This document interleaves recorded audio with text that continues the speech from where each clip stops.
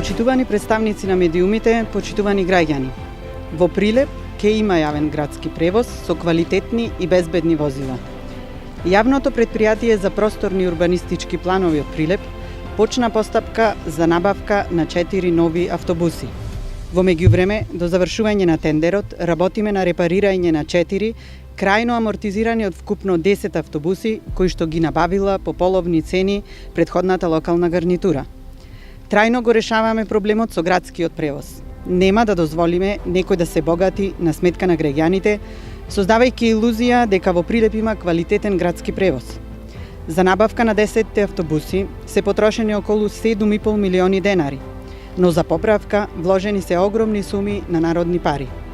Поправките се правеле по екстремно високи цени. Например, гуми биле набавувани по цена од 17.200 денари, а во мало продажба можеле да се купат за 4.000 денари помалку.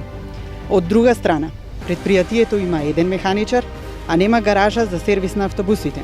Како последица на ова, биле трошени пари за други механичари, плаќани суми на механичарски работилници, вршени набавки на делови. А некој од сето ова ќарел.